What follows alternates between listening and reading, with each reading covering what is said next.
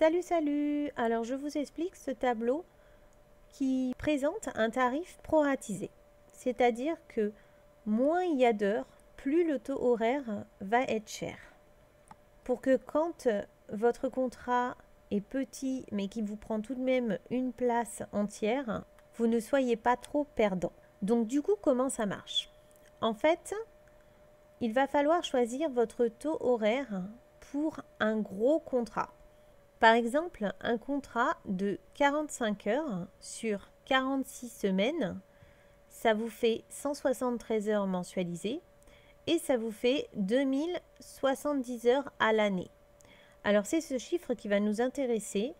On va utiliser ce volume d'heures annuel sans les congés parce que du coup, sinon, vous n'allez pas pouvoir comparer le tarif horaire entre une année complète et une année incomplète, étant donné qu'il y en aura un où il y aura les congés et l'autre non. Donc on prend le volume d'heures annuel sans les congés pour pouvoir proratiser le tarif. Du coup, on est à 2070 et on va aller voir ce que ça donne. Donc là, moi, j'ai décidé que mon tarif brut, le plus important, c'était 5,62 €. Ça fait à peu près une mensualisation brute de 900 € pour un gros contrat.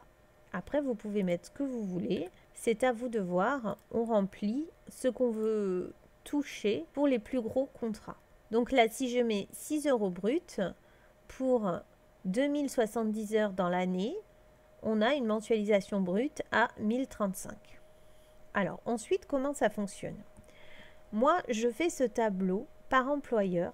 Je vais leur donner à la signature.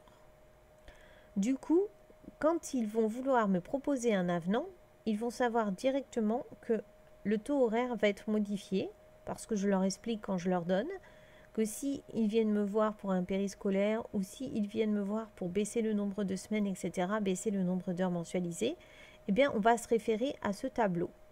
Donc si la deuxième année, le parent employeur me dit maintenant mon contrat il sera que sur 36 semaines, on se retrouve à 1620 heures pour l'année. Je vais retourner sur mon tableau et regarder en face de 1620 heures, le nouveau tarif que je vais lui proposer ici sera de 6,43 € de l'heure. Voilà, la nouvelle mensualisation brute est ici, 868,38 €. Ce que je fais, c'est que je suis l'augmentation du SMIC. Mon tarif qui est en haut, je le modifie. Si le SMIC prend 2%, eh bien, je rajoute 2% à mon tarif. Eh bien, je me retrouve à 6,12 €. Et pour le prochain contrat, eh bien, j'imprimerai la feuille telle quelle et je partirai d'ici. Après, c'est à vous de voir. Vous avez le droit de demander une augmentation en cours. On fait un avenant, le parent employeur accepte ou pas, pas de souci. Donc voilà comment marche ce tableau.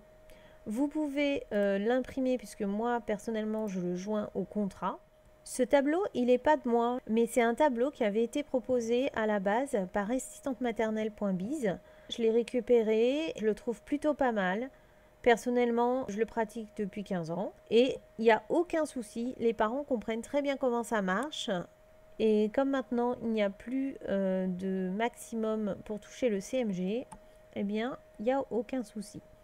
Si vous avez besoin, vous avez un onglet pour calculer le reste à charge des parents. Alors bien sûr, il faudra leur revenu. Donc c'est à vous de voir si ils le font eux-mêmes ou si vous le faites avec eux. Voilà, voilà. Alors à bientôt pour une prochaine.